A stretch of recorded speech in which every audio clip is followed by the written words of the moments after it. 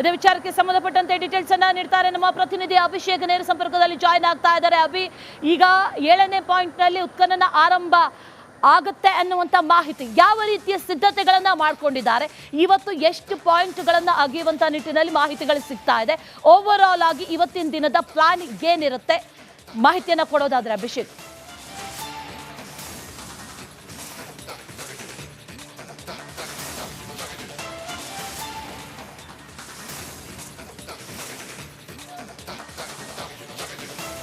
ಅಶ್ವಿನಿ, ಈಗ ಸದ್ಯಕ್ಕೆ 11:19ಕ್ಕೆ ಈ ಒಂದು ಸ್ಪಾಟ್ ಅನ್ನ ತಲುಪಿದಂತ ತಂಡ ಸುಮಾರು 20 ನಿಮಿಷಗಳ ಸಮಯವನ್ನ ಬೆಳ್ತಂಗಡಿಯಿಂದ ಇಲ್ಲಿಗೆ ತೆಗೆದುಕೊಂಡಿರುವಂತದ್ದು. 11:19ಕ್ಕೆ ವಾಹನವನ್ನ ಇಳಿಸಿದ್ರು, 11:20ಕ್ಕೆ ನೇರವಾಗಿ ನಡ್ಕೊಂಡು ಹೋದಂತ ಚಿತ್ರಣವನ್ನ ಕೂಡ ತೋರಿಸಿದ್ದೇವೆ. ಇನ್ನ ಆ ಸ್ಪಾಟ್ ಅಂದ್ರೆ ಸ್ಪಾಟ್ ನಂಬರ್ 6ಗೆ ಈಗಾಗಲೇ ರೀಚ್ ಆಗಿ ಅದರ ಪಕ್ಕದಲ್ಲೇ ಇರುವಂತಹ ಸ್ಪಾಟ್ ನಂಬರ್ 7ಗೂ ಕೂಡ ಅಧಿಕಾರಿಗಳು ಆ ಮುಸುಕುದಾರಿಯನ್ನ ಕರೆದುಕೊಂಡು ರೀಚ್ ಆಗಿರುವಂತದ್ದು.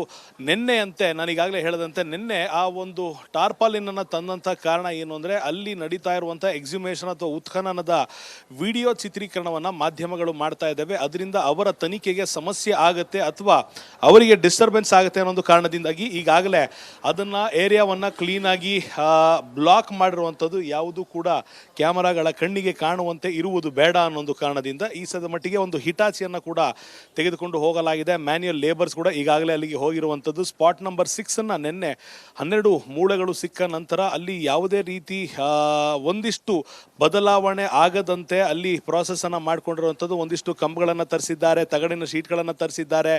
ಧರ್ಮಸ್ಥಳದಲ್ಲಿ ಆಗಾಗ ಮಳೆ ಆಗ್ತಿರೋ ಕಾರಣದಿಂದ ಈಗಾಗಲೇ ಅಗೆದಿರುವಂಥ ಗುಂಡಿಯಲ್ಲಿ ನೀರು ತುಂಬದಂತೆ ಏನೆಲ್ಲ ವ್ಯವಸ್ಥೆ ಮಾಡ್ಕೊಳ್ಬೇಕು ಅದನ್ನು ಕೂಡ ನಿನ್ನೆ ಮಾಡಿರುವಂಥದ್ದು. ಈ ಸದ್ಯದ ಮಟ್ಟಿಗೆ IPS ಅಧಿಕಾರಿಯಾದಂಥ ದಯಾಮರ್ ಅವರ ನೇತೃತ್ವದಲ್ಲಿ ಆ ಅನಾಮಧೇಯ ವ್ಯಕ್ತಿ ಅಥವಾ ಭೀಮಾ ಅಂತ ಏನು ಹೆಸರಿಟ್ಟು ಕರೆಯಲಾಗ್ತಿದೆ ಆತ ಅಲ್ಲಿಗೆ ಹೋಗಿದ್ದಾನೆ. ಪಾಯಿಂಟ್ ನಂಬರ್ 7 ಹಾಗೂ 8 ಹಾಗೂ 9 ಈ ಮೂರೂ ಕೂಡ ಇದೇ ಮಾರ್ಗದಲ್ಲಿ, 7 ಹಾಗೂ 8 ಮಾತ್ರ ಈ ಒಂದು ಮಾರ್ಗದಲ್ಲಿರುವಂಥದ್ದು. ನೀವು ನೋಡ್ತಿರುವಂಥ ಕಾಲುದಾರಿ ಏನಿದೆ ಈ ಕಾಲುದಾರಿಯಲ್ಲೇ ಪಾಯಿಂಟ್ ನಂಬರ್ 7 ಹಾಗೂ 8 ಇರುವಂಥದ್ರಿಂದ ಈ 2 ಪಾಯಿಂಟ್ಗಳನ್ನು ಕೂಡ ಇವತ್ತು ಉತ್ಖನನ ಮಾಡುವಂಥ ನಿರೀಕ್ಷೆ ಇರುವಂಥದ್ದು. ಒಂದು ವೇಳೆ ಪಾಯಿಂಟ್ ನಂಬರ್ 7ನಲ್ಲಿ ಏನಾದರೂ ಅಸ್ಥಿ ಪಂಜರ ಸಿಕ್ಕಿದ್ರೆ, ಕಳೆಬರ ಸಿಕ್ಕಿದ್ರೆ ಮಾತ್ರ ಇಡೀ ದಿನ ಮತ್ತೆ ಅಂದರೆ ಸುಮಾರು 4 ರಿಂದ 5 ಗಂಟೆಗಳ ಕಾಲ ಈ FSLನ ಮಾಹಿತಿ ಪಡೆಯೋದಕ್ಕೆ ಅವರ ಪ್ರೋಸೆಸ್ ತಡ ಆಗೋದ್ರಿಂದ ಅಲ್ಲಿ ಒಂದು ವೇಳೆ ಪಾಯಿಂಟ್ ನಂಬರ್ 7ರಲ್ಲಿ ಏನಾದರೂ ಸಿಕ್ಕಿದ್ರೆ ಇವತ್ತಿನ ಇಡೀ ದಿನ ಒಂದೇ ಜಾಗದಲ್ಲಿ ಈ ಒಂದು ಅವಶೇಷಗಳ ಪತ್ತೆಯನ್ನು ಮಾಡೋದಾಗಿರುತ್ತೆ. ಒಂದು ವೇಳೆ ಇಲ್ಲಿ ಏನು ಸಿಕ್ಕಲಿಲ್ಲ ಆಯಿತು ಅಂದಾಗ ಮಾತ್ರ ಪಾಯಿಂಟ್ ನಂಬರ್ 8 ಹಾಗೂ 9ಕ್ಕೆ ಮೂವ್ ಆಗುವಂಥ ಚಾನ್ಸಸ್ಸನ್ನು ನಾವು ಈ ಸದ್ಯಕ್ಕೆ ನೋಡ್ತಾ ಇರೋವಂಥದ್ದು.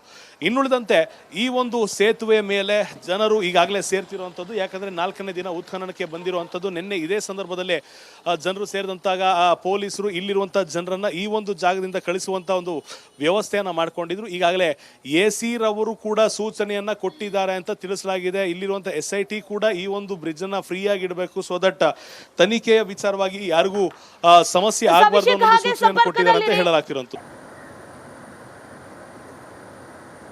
ಇದೇ ವಿಚಾರಕ್ಕೆ ಸಂಬಂಧಪಟ್ಟಂತೆ ಡೀಟೇಲ್ಸ್ ಅನ್ನ ನೀಡ್ತಾರೆ ನಮ್ಮ ಪ್ರತಿನಿಧಿ ಅಭಿಷೇಕ್. ನೇರ ಸಂಪರ್ಕದಲ್ಲಿ ಜಾಯಿನ್ ಆಗ್ತಾ ಇದ್ದಾರೆ. ಅಭಿ, ಈಗ 7ನೇ ಪಾಯಿಂಟ್ ನಲ್ಲಿ ಉತ್ಖನನ ಆರಂಭ ಆಗುತ್ತೆ ಅನ್ನುವಂತ ಮಾಹಿತಿ, ಯಾವ ರೀತಿಯ ಸಿದ್ಧತೆಗಳನ್ನ ಮಾಡ್ಕೊಂಡಿದ್ದಾರೆ, ಇವತ್ತು ಎಷ್ಟು ಪಾಯಿಂಟ್ಗಳನ್ನ ಅಗೆಯುವಂತ ನಿಟ್ಟಿನಲ್ಲಿ ಮಾಹಿತಿಗಳು ಸಿಗ್ತಾ ಇದೆ, ಓವರ್ ಆಲ್ ಆಗಿ ಇವತ್ತಿನ ದಿನದ ಪ್ಲಾನ್ ಏನಿರುತ್ತೆ, ಮಾಹಿತಿಯನ್ನ ಕೊಡೋದಾದ್ರೆ ಅಭಿಷೇಕ್.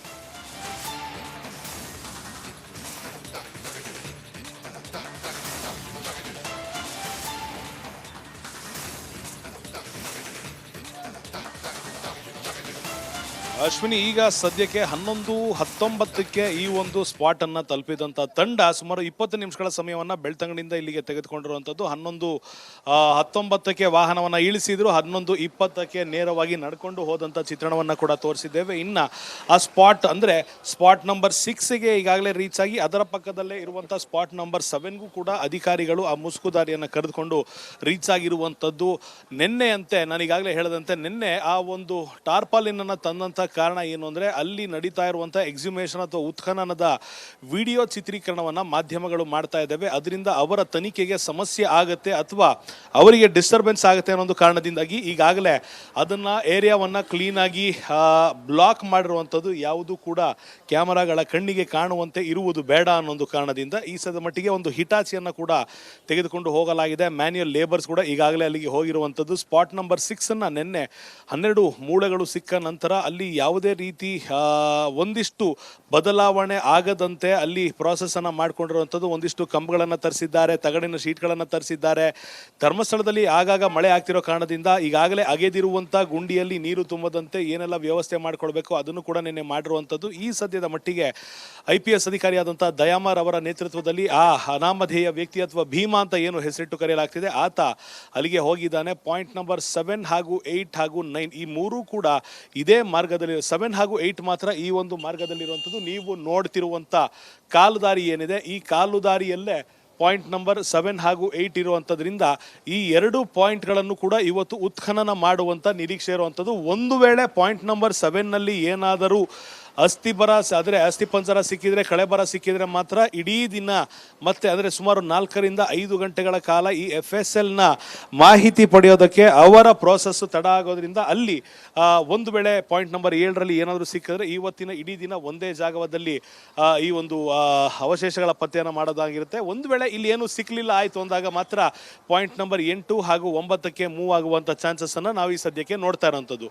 ಇನ್ನುಳಿದಂತೆ ಈ ಒಂದು ಸೇತುವೆ ಮೇಲೆ ಜನರು ಈಗಾಗಲೇ ಸೇರ್ತಿರುವಂಥದ್ದು. ಯಾಕಂದರೆ 4ನೇ ದಿನ ಉತ್ಖನನಕ್ಕೆ ಬಂದಿರುವಂಥದ್ದು. ನಿನ್ನೆ ಇದೇ ಸಂದರ್ಭದಲ್ಲೇ ಜನರು ಸೇರಿದಂತಾಗ ಪೊಲೀಸರು ಇಲ್ಲಿರುವಂಥ ಜನರನ್ನ ಈ ಒಂದು ಜಾಗದಿಂದ ಕಳಿಸುವಂಥ ಒಂದು ವ್ಯವಸ್ಥೆಯನ್ನು ಮಾಡ್ಕೊಂಡಿದ್ರು. ಈಗಾಗಲೇ AC ರವರು ಕೂಡ ಸೂಚನೆಯನ್ನ ಕೊಟ್ಟಿದ್ದಾರೆ ಅಂತ ತಿಳಿಸಲಾಗಿದೆ. ಇಲ್ಲಿರುವಂಥ SIT ಕೂಡ ಈ ಒಂದು ಬ್ರಿಡ್ಜ್ ಅನ್ನ ಫ್ರೀ ಆಗಿ ಇಡಬೇಕು, ಸೋ ದಟ್ ತನಿಖೆಯ ವಿಚಾರವಾಗಿ ಯಾರಿಗೂ ಸಮಸ್ಯೆ ಆಗಬಾರ್ದು ಅನ್ನೋ ಸೂಚನೆಯನ್ನು ಕೊಟ್ಟಿದ್ದಾರೆ ಅಂತ ಹೇಳಲಾಗ್ತಿರುವಂಥದ್ದು.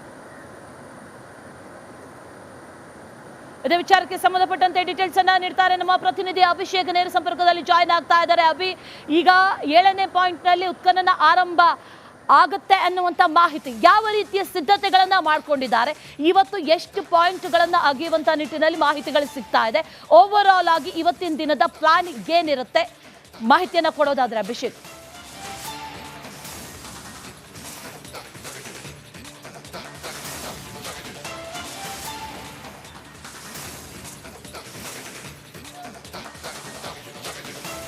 ಅಶ್ವಿನಿ, ಈಗ ಸದ್ಯಕ್ಕೆ 11:19ಕ್ಕೆ ಈ ಒಂದು ಸ್ಪಾಟ್ ಅನ್ನ ತಲುಪಿದಂತ ತಂಡ ಸುಮಾರು 20 ನಿಮಿಷಗಳ ಸಮಯವನ್ನ ಬೆಳ್ತಂಗಡಿಯಿಂದ ಇಲ್ಲಿಗೆ ತೆಗೆದುಕೊಂಡಿರುವಂತದ್ದು. 11:19ಕ್ಕೆ ವಾಹನವನ್ನ ಇಳಿಸಿದ್ರು, 11:20ಕ್ಕೆ ನೇರವಾಗಿ ನಡ್ಕೊಂಡು ಹೋದಂತ ಚಿತ್ರಣವನ್ನ ಕೂಡ ತೋರಿಸಿದ್ದೇವೆ. ಇನ್ನ ಆ ಸ್ಪಾಟ್ ಅಂದ್ರೆ ಸ್ಪಾಟ್ ನಂಬರ್ 6ಗೆ ಈಗಾಗಲೇ ರೀಚ್ ಆಗಿ ಅದರ ಪಕ್ಕದಲ್ಲೇ ಇರುವಂತ ಸ್ಪಾಟ್ ನಂಬರ್ 7ಗೂ ಕೂಡ ಅಧಿಕಾರಿಗಳು ಆ ಮುಸುಕುದಾರಿಯನ್ನ ಕರೆದುಕೊಂಡು ರೀಚ್ ಆಗಿರುವಂತದ್ದು.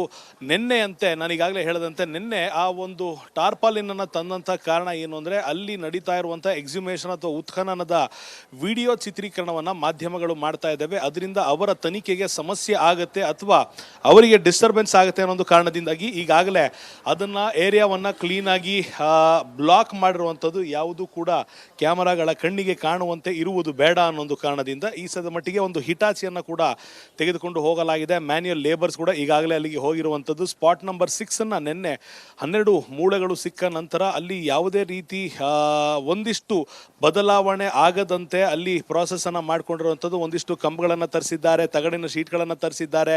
ಧರ್ಮಸ್ಥಳದಲ್ಲಿ ಆಗಾಗ ಮಳೆ ಆಗ್ತಿರೋ ಕಾರಣದಿಂದ ಈಗಾಗಲೇ ಅಗೆದಿರುವಂಥ ಗುಂಡಿಯಲ್ಲಿ ನೀರು ತುಂಬದಂತೆ ಏನೆಲ್ಲ ವ್ಯವಸ್ಥೆ ಮಾಡಿಕೊಡ್ಬೇಕು ಅದನ್ನು ಕೂಡ ನಿನ್ನೆ ಮಾಡಿರುವಂಥದ್ದು. ಈ ಸದ್ಯದ ಮಟ್ಟಿಗೆ IPS ಅಧಿಕಾರಿಯಾದಂಥ ದಯಾಮರ್ ಅವರ ನೇತೃತ್ವದಲ್ಲಿ ಆ ಅನಾಮಧೇಯ ವ್ಯಕ್ತಿ ಅಥವಾ ಭೀಮಾ ಅಂತ ಏನು ಹೆಸರಿಟ್ಟು ಕರೆಯಲಾಗ್ತಿದೆ ಆತ ಅಲ್ಲಿಗೆ ಹೋಗಿದ್ದಾನೆ. ಪಾಯಿಂಟ್ ನಂಬರ್ 7 ಹಾಗೂ 8 ಹಾಗೂ 9 ಈ ಮೂರೂ ಕೂಡ ಇದೇ ಮಾರ್ಗದಲ್ಲಿ, 7 ಹಾಗೂ 8 ಮಾತ್ರ ಈ ಒಂದು ಮಾರ್ಗದಲ್ಲಿರುವಂಥದ್ದು. ನೀವು ನೋಡ್ತಿರುವಂಥ ಕಾಲುದಾರಿ ಏನಿದೆ ಈ ಕಾಲುದಾರಿಯಲ್ಲೇ ಪಾಯಿಂಟ್ ನಂಬರ್ 7 ಹಾಗೂ 8 ಇರುವಂಥದ್ರಿಂದ ಈ ಎರಡು ಪಾಯಿಂಟ್ಗಳನ್ನು ಕೂಡ ಇವತ್ತು ಉತ್ಖನನ ಮಾಡುವಂಥ ನಿರೀಕ್ಷೆ ಇರುವಂಥದ್ದು. ಒಂದು ವೇಳೆ ಪಾಯಿಂಟ್ ನಂಬರ್ 7ನಲ್ಲಿ ಏನಾದರೂ ಅಸ್ಥಿ ಪಂಜರ ಸಿಕ್ಕಿದ್ರೆ, ಕಳೆಬರ ಸಿಕ್ಕಿದ್ರೆ ಮಾತ್ರ ಇಡೀ ದಿನ ಮತ್ತೆ ಅಂದರೆ ಸುಮಾರು 4 ರಿಂದ 5 ಗಂಟೆಗಳ ಕಾಲ ಈ FSLನ ಮಾಹಿತಿ ಪಡೆಯೋದಕ್ಕೆ ಅವರ ಪ್ರೋಸೆಸ್ ತಡ ಆಗೋದ್ರಿಂದ ಅಲ್ಲಿ ಒಂದು ವೇಳೆ ಪಾಯಿಂಟ್ ನಂಬರ್ 7ರಲ್ಲಿ ಏನಾದರೂ ಸಿಕ್ಕಿದ್ರೆ ಇವತ್ತಿನ ಇಡೀ ದಿನ ಒಂದೇ ಜಾಗದಲ್ಲಿ ಈ ಒಂದು ಅವಶೇಷಗಳ ಪತ್ತೆಯನ್ನು ಮಾಡೋದಾಗಿರುತ್ತೆ. ಒಂದು ವೇಳೆ ಇಲ್ಲಿ ಏನು ಸಿಕ್ಕಲಿಲ್ಲ ಆಯಿತು ಅಂದಾಗ ಮಾತ್ರ ಪಾಯಿಂಟ್ ನಂಬರ್ 8 ಹಾಗೂ 9ಕ್ಕೆ ಮೂವ್ ಆಗುವಂಥ ಚಾನ್ಸಸ್ ಅನ್ನು ನಾವು ಈ ಸದ್ಯಕ್ಕೆ ನೋಡ್ತಾ ಇರೋಂಥದ್ದು.